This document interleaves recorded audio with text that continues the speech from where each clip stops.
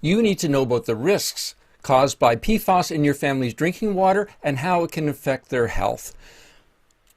This is a huge concern, and that's what this live stream is all about, those forever chemicals in your drinking water.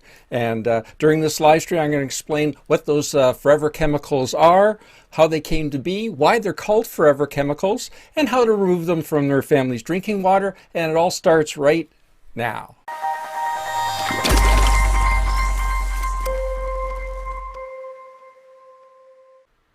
Hi, I'm Gary the Water Guy, and I simplify water filtration to help you conquer crappy water for your family.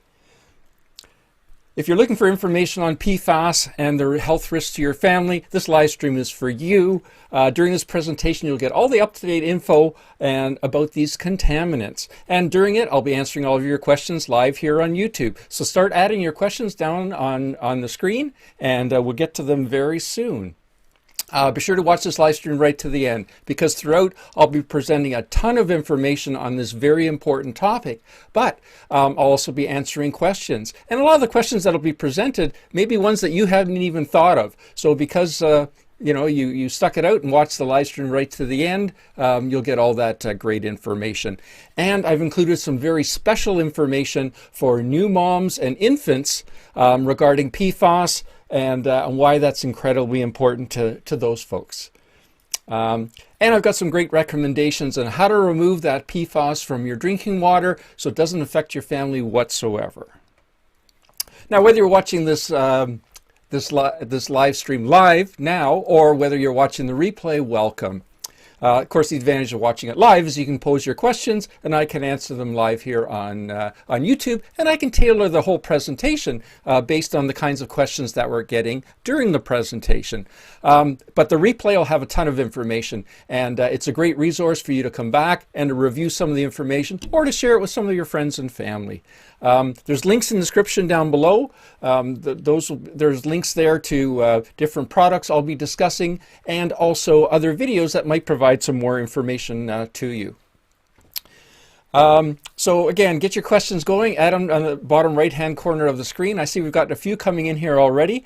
But if you haven't already done so, please introduce yourself and tell us where you're from. We get folks from all over the place, and everybody finds that really interesting. And the top right-hand portion of your screen, you'll see our poll.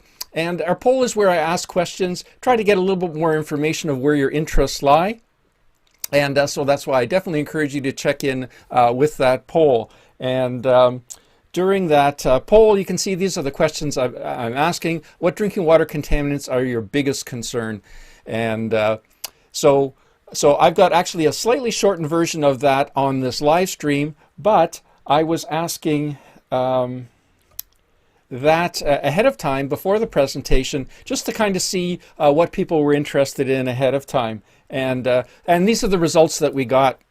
I was asking about PFOS, 17%, which makes sense. That's what this live stream is all about. But I was asking about lead, 6%, PPCPs, 2%. What are PPCPs? That's pharmaceuticals and personal care products. I'll be telling you a little bit more information about that. Again, a very important topic. Sodium, that's what people identify with. But all of the above, you can see that's where the interest really lied in the presentation. And like I said earlier, on the top right-hand corner of your screen, you'll see today's poll, where I can shape the live stream to that. So I'd really encourage you to check that out. And okay, great. So we're getting a few questions here already. So let me see what we've got here, and we'll go from there. And here. All right. And our first question is from Rich. I learned from you how to clean my water softener. Glad it worked for you, working fine now. So I did my parents' softener. I had 10 inches of gray sludge in the bottom. Very old system, thoroughly cleaned it. Thank you. Oh, you're very welcome. We have a lot of great information that I present here on my YouTube channel, and that's great. I'm glad to hear when things work. Hi, Gary. Thanks for all the info. I've learned a lot. Well, you're welcome, Ruben, and thanks for participating again. And great. I need to share my water test results, but I can't find the email to send the results. Well, you know, as it just so happens, I've got our email right here. And our email is info@waterestore.com. If you have any questions or you're looking for recommendations on water filtration, that's the place to send your info. And I definitely encourage you to check that out. And great. So let's have a look at this here. And Ruben tells us he's from Rhode Island. Well, again, welcome, Ruben, and thank you for your questions. And another one from Rich. Rich is from Illinois. Live in a subdivision of 650 homes with our own water supply and treatment system. Is it true that pharmaceuticals can propagate through the system? Yeah, absolutely.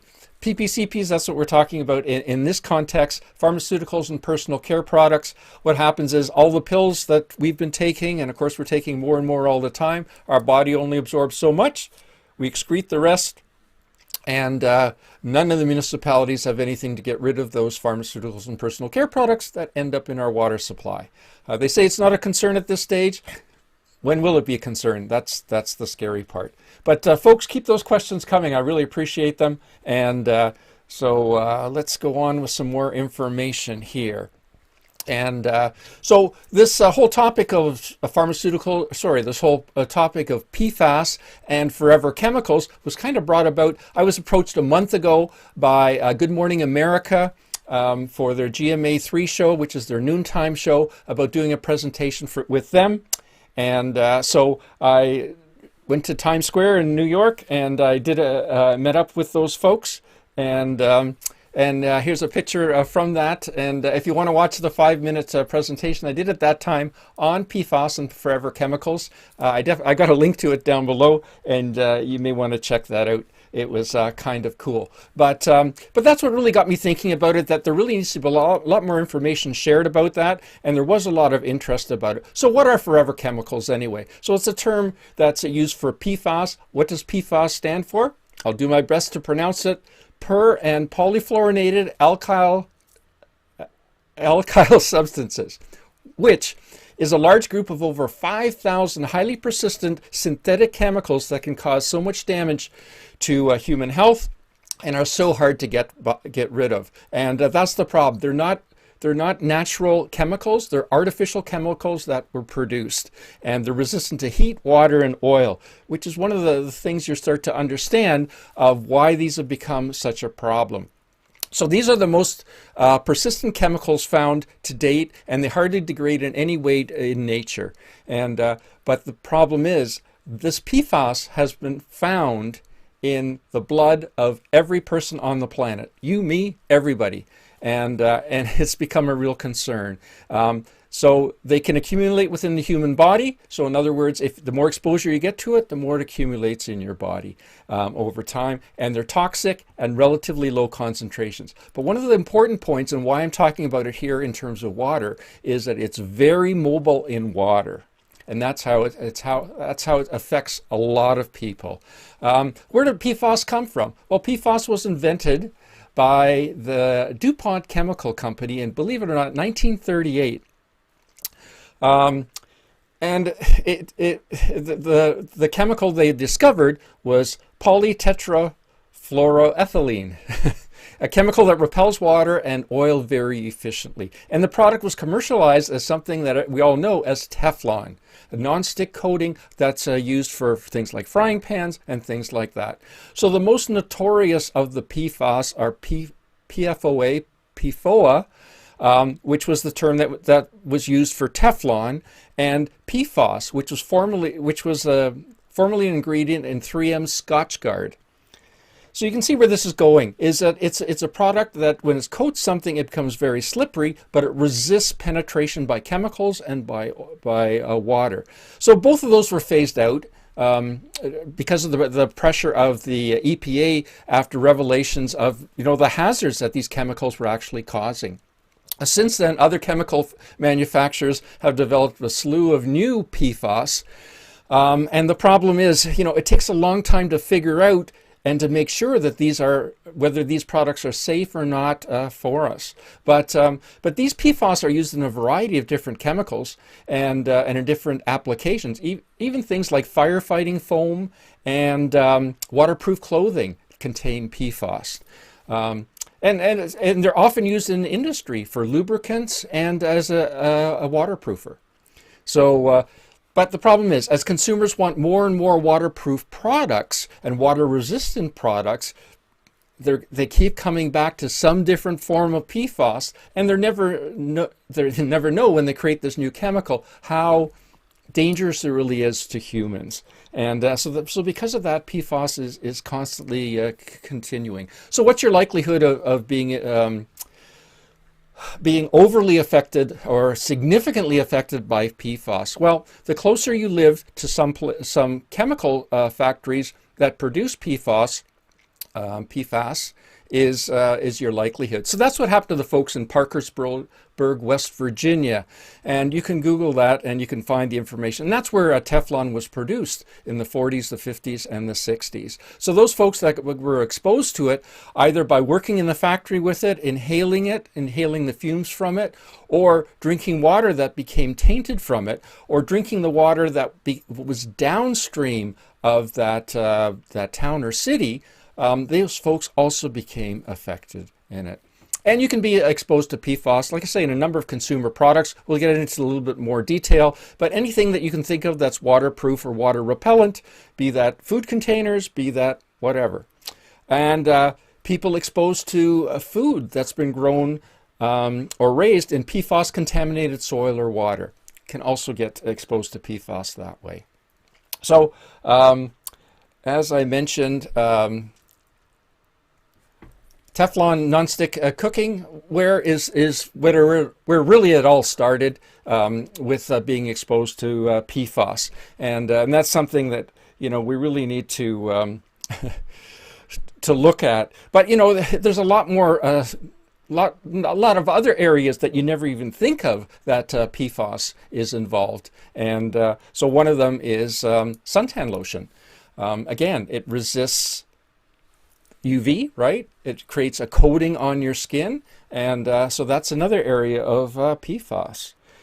So babies born to mothers that were exposed to PFAS, they will get PFAS in their bloodstream too. Even while breastfeeding, they can become exposed that way, or while drinking formula that's contaminated with PFAS in their drinking water. So we're getting some more questions. So let me answer some more questions, and then I'll go on with the presentation. So, yeah, all right. The Penny Miser, welcome, Craig, from Indianapolis. Thanks for watching, and thanks for participating today. Any questions? I'd be happy to answer them during this. Hi, Gary. My name is Rich. I have some questions. Some questions regarding to chemical that is used to treat the lake that I would like to draw water from. I hope to be a future customer. Well, Rich, yeah, and it's important that if you know that chemicals are being introduced to any water supply that you're near, be it a municipal water supply or on a lake where you're involved in that kind of thing, you need to do some research and find out what the chemical is and why they're using that chemical. Because sometimes it's just for some cosmetic reason, and they don't realize that now or in the future that may become a big concern, like Teflon became, right? And so they treat the lake with copper sulfate twice a year to litigate some of the algae. Is this something I should be concerned about? I don't know. I haven't heard about copper sulfate. I mean, that's something, my first go-to is always Google. I would Google that and see what they say about that. I haven't had any questions about that, so I haven't done that research, but I would encourage you to do that. And then, like I say, talk to them directly and ask them, so what are the side effects of this copper sulfate, right? And that's really what you need to know. So, okay, great. So in terms of being exposed to PFAS, what about showering and bathing in water? Well, because it you'd really need to ingest it. The effects of showering and bathing is really, they say it's negligible, but 10 or 15 years from now, they might not say it was negligible. So that's why you need to be careful with that. And the other folks that have been exposed or work around PFAS is a big concern. Parkersburg, West Virginia, the women, some of the women that worked on the where they were manufacturing the Teflon coating and the PFAS there had problems with their children. Their children actually had some deformed children, unfortunately, because of their exposure to PFAS. And other folks that work with the chemical, like the firefighting foam I mentioned a little bit earlier, the firefighters that work with that need to be careful that they're using proper respirators. But there's other effects too about that. So, but again, we'll get to that shortly. So food can be contaminated by the migration of PFAS from packaging. And like I say, some foods like fish, meat, eggs, and leafy vegetables may contain PFAS due to bioaccumulation and crop uptake. In other words, what they've taken in. But it's very important to know that PFAS will accumulate in your body, and that's the big thing you need to be concerned about. So we need to minimize that exposure to minimize the effect. So, then there's always our beloved cell phone. And believe it or not, PFAS is used in the manufacture of cell phone. It's used to waterproof cell phones. It's used in the electronics. It's used in the cables. It's used in, like I say, a whole variety of things in the manufacture of not just cell phones, but other personal electronics too. And think of any ones electronics that are water repellent. Well, what made them water repellent? Well, again, it's some kind of a coating. And that coating very often will contain PFAS. Even things like soldering agents have PFAS in it, in the chemicals. So when will you and I be affected by PFAS? Well, it's already too late. Like I say, the Center for Disease Control did a study, and 98% of all the folks they tested the water from thousands and thousands of people worldwide, and 98% of them had PFAS in their blood already. Of the folks that were tested that were 12 years old and older. So you can see that it's already become a big concern. So it's already in your blood, but you need to minimize it for your family, like I say, going forward.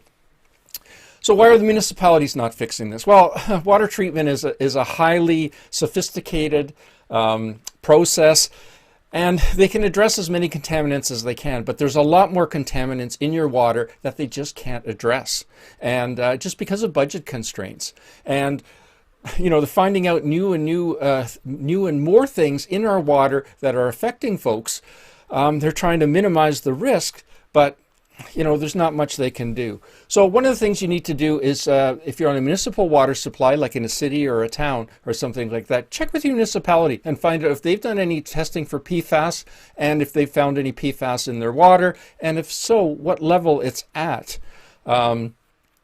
It's an important thing. But if they have found PFAS in your water, then you need to find out why. Where did it come from? How did it get there? And that kind of thing. So some of the common places where PFAS will be introduced into your water is through industry, right? So if you have factories nearby that produce chemicals, or maybe do plating or other chemical processing, that's one place to see whether some of their byproduct might end in local streams and rivers.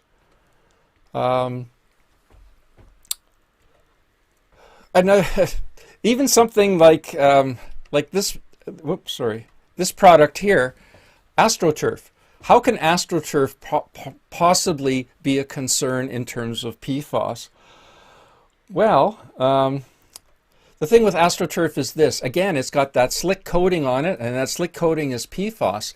And so what different municipalities are becoming concerned about this? For example, Boston has gone so far as to prohibit AstroTurf in public parks because they're worried about the runoff, the rainwater coming down and washing off this PFAS, off this AstroTurf, and getting into the water supply and getting into the wastewater supply. And of course, no new water is being made, right? We're constantly reusing the same existing water over and over again and reprocessing that water. Well, if it becomes tainted with PFAS and the municipalities aren't doing anything to remove that PFAS, it's going to end up in our drinking water supply. And that's the concern. So, let me see. And this is what I was talking about a little bit earlier about firefighting foams. So as you can see in this image here, the blue canister has the chemical in it that gets injected when the fighters shoot that create that foam, and they use it for chemical fires, and it's very, very effective for chemical fires. The only problem is when they use it for chemical fires or they use it for training for chemical fires, that some of that foam stays behind, and what happens, rain washes it away, again washes it into the water treatment system, and municipalities don't have any way to get rid of it, and that's where it stays. All right, let's see if we got some more questions coming in here. Folks, please keep those questions coming. I'd love to answer them here for you today. And the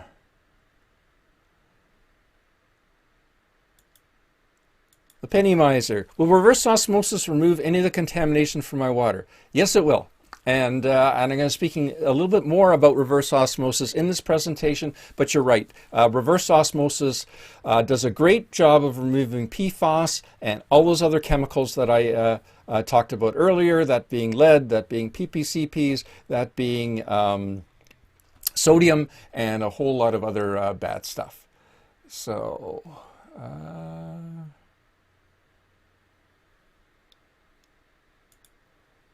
And a question here from Empire David. Welcome, David. I have a carbon filter before my water softener. What filter can I add and where to remove PFAS? So we're going to be getting into that just a little bit later, but just to answer your question, reverse osmosis is the best way to get rid of it, and you should definitely have that for your drinking water. You can also go with a automatic backwashing carbon filter that has Centaur or catalytic carbon in it, and that will get rid of it in your whole house scenario, but that isn't enough. That's great for your whole house, for bathing, things like that, but in terms of actually drinking water, you really need to go to reverse osmosis. But folks, keep those questions coming. Great. And so the other thing you need to think about is airports. So airports, they use these different foams for firefighting, for putting out chemical fires, for if they have any fuel spills, etc. They use these foams to get rid of them. Well, again, as the rain washes that PFAS off those airport runways, guess where it ends up? In the water supply. So be aware of that.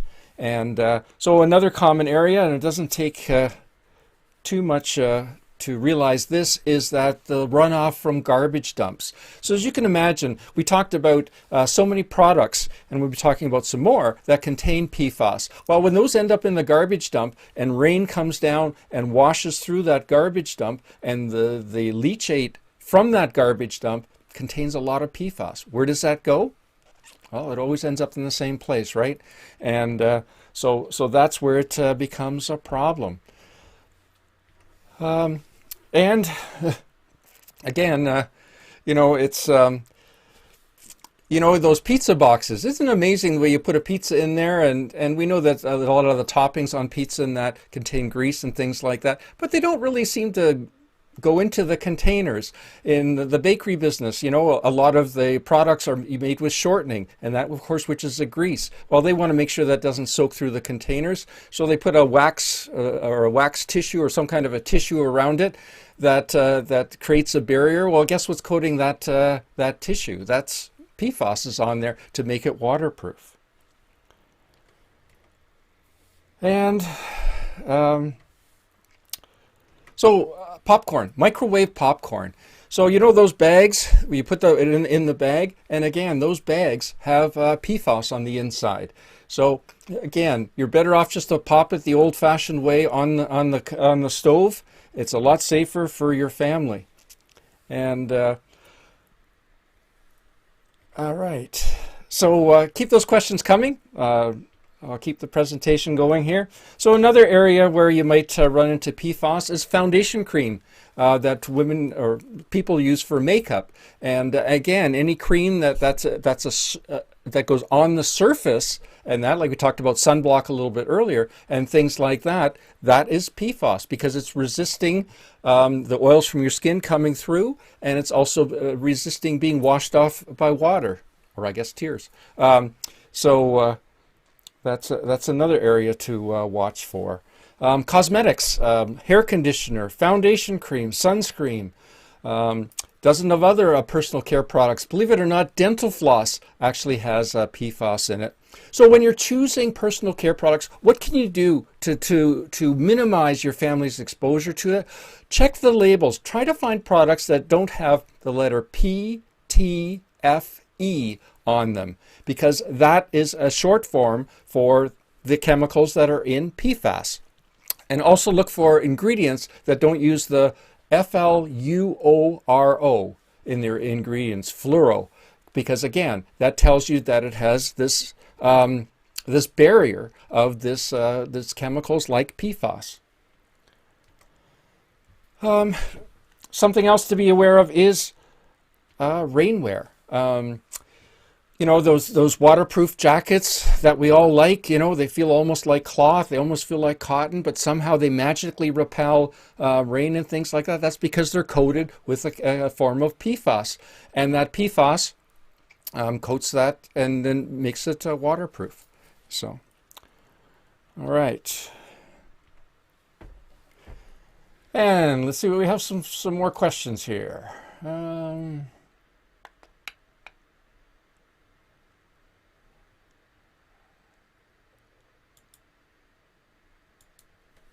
We have a 75 gallon per day pressure tank pump that pumps the water out of the lake currently. What sediment filters do you recommend prior to the Hume Safe Water 6 UV treatment? Yeah, so we've got a great, looks exactly like this, it's just what's inside is totally different. It's our Hume whole house automatic backwashing sediment filter. And you can send, where's our email here? You can send us an email to this email address, info@waterestore.com, and at that we can if you send us an email there, I can help you sort out what size you need and calculate the size. But that's the best way to do it. That does the heavy lifting to get rid of the majority of the sediment in the water. And if you're drawing from a surface water source like lake water, that's definitely going to be something that you're going to need because you will have a lot of sediment. If I install a reverse osmosis system, can I take it with me when I move? Yeah, absolutely. And so a reverse osmosis system, and I'll go over the system in just a couple minutes, but it's connected with very fine tubing. And that very fine tubing is super easy to disconnect. So yeah, you can disconnect it very easily. You can take it with you and reinstall it in your new house, no problem. And they're very straightforward to install. I've got some great YouTube videos that show you exactly how. Deep Six, welcome. I live next to an airport and was wondering if the city or county is required to provide water reports that would include PFAS. Well, it depends on your community, and it depends on the local ordinances and, you know, in your area. I think the first step is to contact your whoever supplies your water, and ask them that exact same question. And then find out if they test for PFAS. And if they test for PFAS, are those tests available? And how often do they test for PFAS? And so again, the more you talk about it in your community, the more it's going to become a concern. Discuss it with your neighbors. If you like, you know, you can definitely encourage you to share the link to this live stream, because this information will be there, and it's definitely an important thing to get people talking, because some of the things you see out there, like I say, the movie that was done, I think it was called The Devil You Know, about Teflon and about Parkersburg, West Virginia. Amazing movie, and there's a lot of great information there. So yeah, I was definitely encourage you to check that out. Should I have my lake water tested for PFAS? The problem is testing for PFAS is very expensive. I was at the water filtration convention about a month or so ago, and I spoke to a couple testing companies. And I actually had a video coming up in the future about having your water tested and going through one of these companies. But anyway, we talked about PFAS, and the test for PFAS is around $600. So it's a super expensive test. And the problem is, if you have PFAS now, that's very important information. But if you don't have PFAS now, that doesn't mean you're not going to have it 6 months from now or a year from now, depending on what gets dumped into that lake or into your municipal water supply and things like that. So until the municipalities are testing for it on a continual basis and releasing that information, it's going to be difficult to tell. And like I say, how many times are people going to pony up that $600 test? Now, maybe if you get together with the other folks that are on the lake and all pitch in, then that can definitely be done. And then the cost would be shared by a bunch of folks. Is there an inexpensive way to test home water for bacteria live contaminants? You know, for testing for a bacteria, really your municipality should help you with that. I mean, not sure what it's like in Illinois, but here I'm in Canada, in Ontario. So here what happens is you take a water sample to your local health unit, they test your water for bacteria for free, and they give you the results. That's totally how it's done here. You know, you'd have to check with your local municipality, see if they offer, or your local health unit, see if they offer something like that. I do know that there are some lab testing that's going on, and again, I'll be touching on that in a future video, probably in a month or two, something like that. It'll be released. But thanks, folks, for the questions. Keep them coming, and we'll get back to them again shortly. So another thing to consider is carpet stain. So, you know, years ago, when I'm talking years ago, 30, 40 years ago, if you got a stain on your carpet, it was a big problem. It was really difficult to get rid of and that kind of thing. But over the years, everybody's looking for stain resistance, right? You know, you've got pets, you've got little children and things like that. So again, PFOS has been applied to carpets to make them stain resistant. It's a great coating, it's easy to clean off and that kind of thing.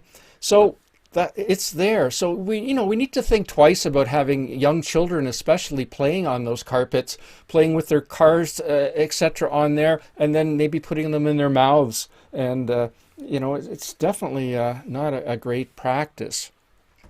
So when it comes to clothing, when you're looking to buying clothing, especially things that may be waterproof and that kind of thing, check out the labels. What you should be looking for is, obviously, if it says Teflon, red flag, right? But if it says Scotchgard, red flag. If it says Stain Master, again, that's PFAS. If it says Gore-Tex, that's PFAS. So, and really, pretty much any clothes that are labeled stain or water repellent usually contain PFAS chemicals of some sort. Stain-resistant furniture. You know, if you have cloth furniture and it says something about being stain resistant and that kind of thing, chances are there's PFAS in there. And of course with carpets, the same thing. So again, be careful when you're purchasing carpets. See if you can, you know, if you don't have pets in your household, if you don't have young children, if you're not prone to staining and that kind of thing, consider carpeting in that doesn't have you know, stain-resistant coating on it already. And of course, the same goes for leathers and other fabric. You know, and we talked about the huge expense of having your water tested for PFAS. And, you know, just because you don't have it today doesn't mean you won't have it tomorrow. So how does PFAS affect humans? You know, that's really the next question, right? And so again, this is what my research has shown. You know, it can interfere with the hormonal and reproductive systems. It can impact the immune system. It's been linked to reduced responses to vaccines in children. It promotes the development of kidney, testicular, and colon cancer. I'll talk about that a little bit more in just a second. But increased cholesterol levels. And PFOS are toxic. And they're shown, it changes, it creates changes in your liver enzymes, decreased birth weight and birth defects in newborns, can promote thyroid disease, increased risk of high blood pressure, or preeclampsia in pregnant women. Sorry if I didn't pronounce that properly. So cancer is basically caused in whatever organs get rid of the waste in your body. That's really what it boils down to, and that's why it gets involved. PFAS will affect cancer. It will promote cancer in the liver and colon. And again, if you watch that "The Devil We Know" video that talks about, was it Williamsburg? I think it was Williamsburg, West Virginia. Parkersburg, West Virginia. Sorry about that. And they interview some folks there that have definitely been affected by PFAS and has definitely caused cancer in their families.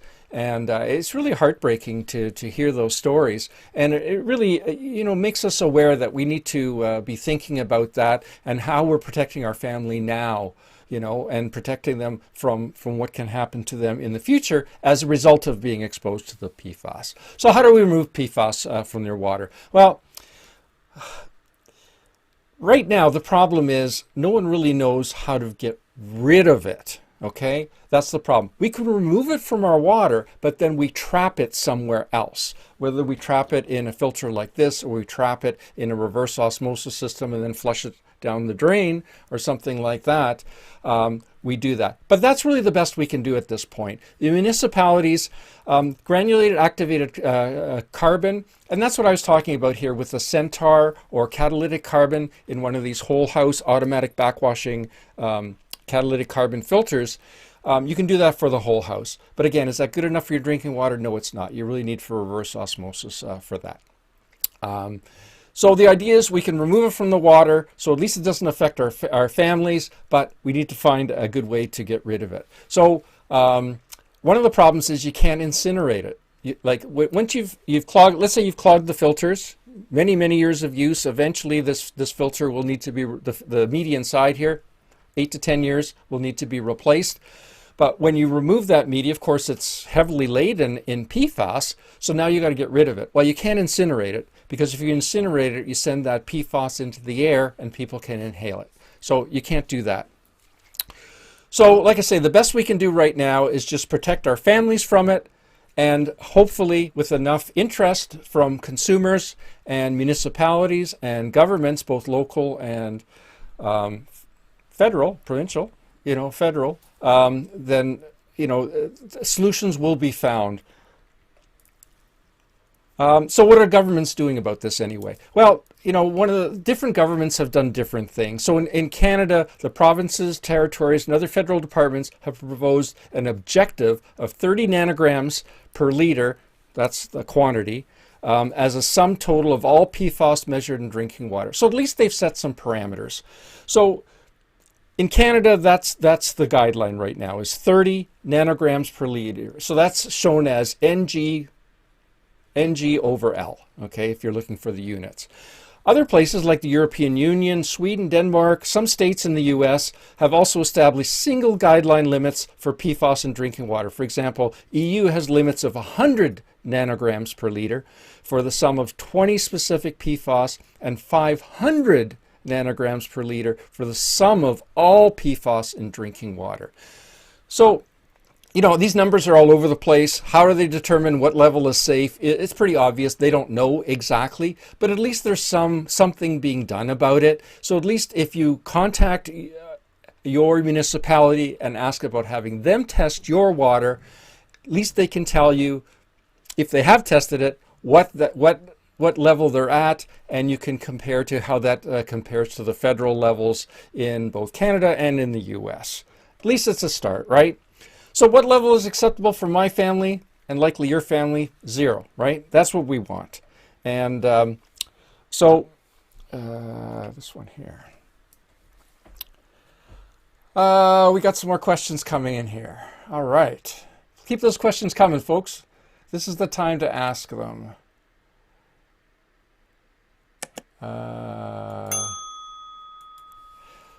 So Ruben, I have well water. So I think, Ruben, you're saying you have well water, so hopefully you don't have PFAS in your water, right? I hope so too. I'm on well water, and I don't know if I have PFAS in my water or not, but I have a reverse osmosis drinking water system, And so that's how I make sure that all the PFAS has been removed from my water, and in addition to that, that PPCPs and all the other stuff we talked about. Speaking about that, let's check in and see how we're doing on our poll. So 16 of you have voted on the poll. Thank you very much. It's at the top right-hand corner of the screen. If you haven't voted yet, please feel free to vote on that. And you know, the poll results so far, 25% of you are concerned about PFAS, which makes perfect sense because that's why you're watching this Forever Chemicals live stream at this moment. And 12% are concerned about lead, as you should be. And if your municipal water is ever brown or a light tea color and that kind of thing, red flags should go up immediately, and you should find out what's causing that, because it could very well be lead. That's happened in the past. And 62% of you were concerned about all the stuff that I've mentioned here. But keep voting on that poll, folks. And let's see what other questions we have here. So again, is it in your well water? I don't know, Ruben, but you can have it tested. But again, it's not. It may be there today. It may not be there today, but it may be there tomorrow. So think about taking safeguards to protect your family. Will a water ionizer remove PFAS? I don't know. An ionizer is a different technology than reverse osmosis, and I don't know if PFAS will pass through that technology or not. So you would have to contact someone, a manufacturer of an ionizer, to find out if that happens or not. But that's a great question. Thank you for asking that. All right, great. Keep those questions coming, folks. And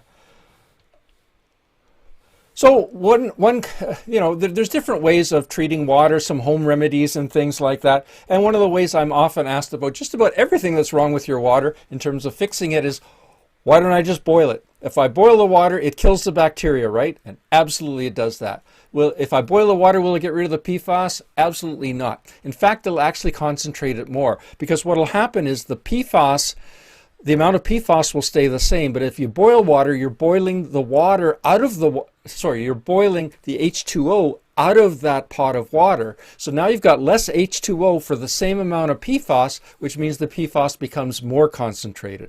So boiling water will not get rid of your PFAS. All right. And so let's talk a little bit more about this topic, newborn babies.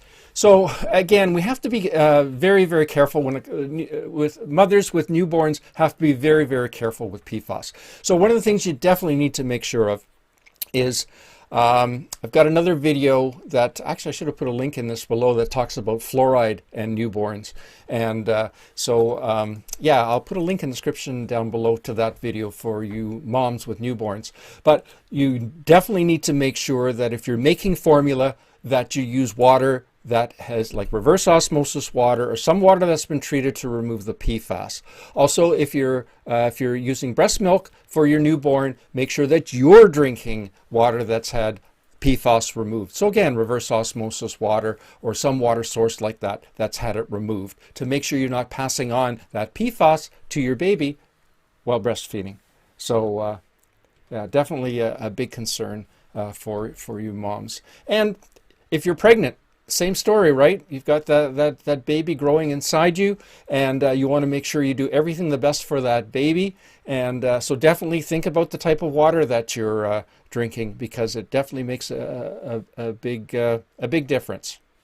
And so what can you do for your family right now? You know, like I say, if you have concerns about PFAS, contact your municipality. If you want to have your water tested, you can do that. But really, the big thing you should be doing, and I believe every household in the world should have a reverse osmosis drinking water system.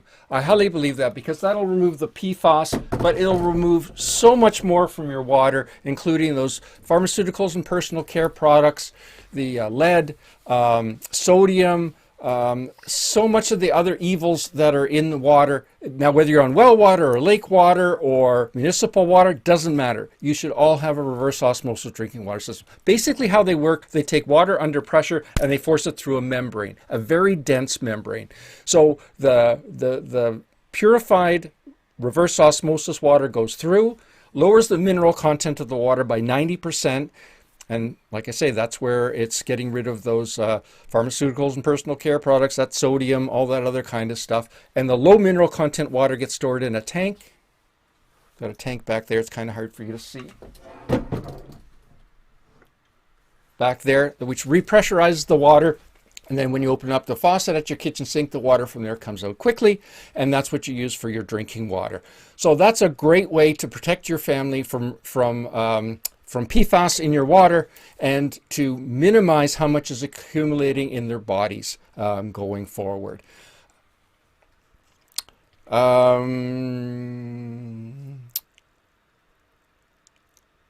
Yeah, so like I say, there's a lot of great benefits to that. And where do we have those here? And if you're looking for more information about those reverse osmosis systems, I definitely encourage you to check out our website, waterestore.ca in Canada, waterestore.com in the US. And we offer free shipping and discount pricing. And I definitely encourage you to check that out there. And something else, if you're looking for some more information, and I definitely encourage you to do the research before you invest in anything for your family, including this. But so I have a great YouTube video, and again, I've got a link in the description down below that explains in detail how these reverse osmosis systems work. And I've got other videos on how to install, how to maintain, and that kind of thing. If you have any trouble finding them, just add it in the comments down below, and I'll include a link for you. Or like I say, you can send us an email. Our email address is here, info@waterestore.com, and some great information there. And let me get back to here and here and here. But whatever you do in terms of going to a reverse osmosis drinking water system, and automatic backwashing, catalytic carbon type system, and that, make sure you keep up with the maintenance. Reverse osmosis systems have filters that need to be replaced on an annual basis, and the membrane will need to be replaced in time too. And again, I got some great information if you're looking for that on how you can tell when it's time to replace those filters and those membranes. And we got more information coming here, folks. Keep those questions coming here too. Do we have anything? If I go,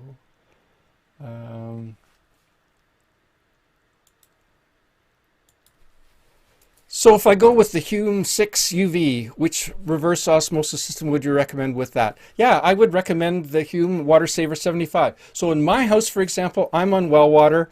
Sorry, what was the gentleman that we were talking to earlier? Ruben. That he's also on well water. So in my house, I have an iron filter because I've got iron and sulfur in my water. I've got a water softener because the water's hard. I've got a 3-stage UV system. I have the Safe Water 10. Yeah, I mean, we have 2 bathrooms, and we live there year round. And then after that, I've got the Hume Water Saver 75 reverse osmosis system for just our drinking water, and it's tied into my fridge, so it makes my ice cubes, and we've got cold water coming from the fridge. So that's definitely the one that I would recommend to you. I have Empire David. I have a reverse osmosis system with a mineral filter at the end. Does the mineral filter really work, or is it a waste of money? Yeah, so what that mineral filter is, that's called a remineralization filter. Why is it there? So there's a lot of myths about reverse osmosis, and one of the concerns that some folks had was that reverse osmosis lowers the pH of their water, lowers it from 7.0 down to around 6.0. And folks were concerned, some folks were concerned that the water was too acidic. I mean, lake water and surface water is close to that pH, so it really shouldn't be much of a concern. But if you have people in your family, or if for some reason you've got concern that you're removing too much from your water, okay, and I'm not concerned about that, and I do have a video that I've linked to down below that talks about myths and misconceptions in reverse osmosis water. But anyway, if you are concerned about that, and you want to add some minerals back in, that's what the remineralization filter is. So we've removed all the bad stuff from the water. We've removed the sodium, the PPCPs, the PFAS, the chlorine if you're on municipal water system, chloramines on other systems. We've removed all that bad stuff. And if you want to raise the pH or to add a little bit more taste to the water or add a little bit more calcium to the water, you add a remineralization filter. I don't use one on my system. I have from time to time. I don't really see the value in them, but they're definitely available, and our Hume our Hume Water Saver 75 reverse osmosis system has that as an option that you can add to it. It's not expensive, might be $50 or $60, I can't remember exactly, but it's just another filter that after it's gone through the reverse osmosis, it goes through this filter, adds some calcium back in, raises the pH a little bit, and raises the mineral content a little bit, and then you have water that way. Sometimes people don't like the taste of reverse osmosis water. Me personally, I love it, the remineralization filter will make it taste more like water they may be accustomed to tasting in the past.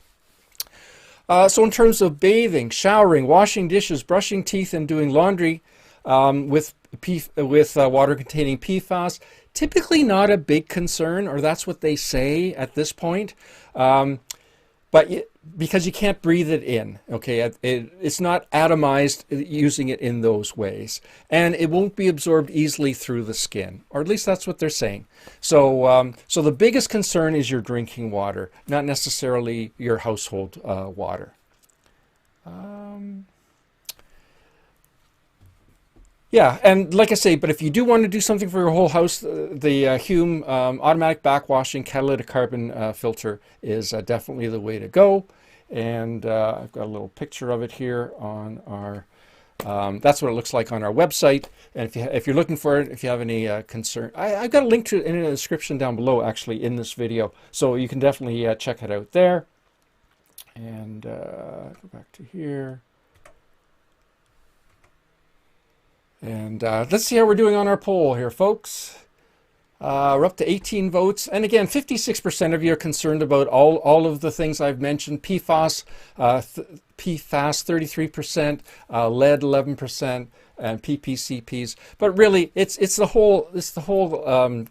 all those things combined together that really should be concerned. And it's something we all need to be talking about. So again, I encourage you to talk about it with your families, with your friends, social media. And like I say, if you want to post a link to this live stream, that would be great too. I think a lot of folks would benefit to seeing it. And by the way, if you're looking at following us on social media, we are on social media, more than just YouTube, obviously.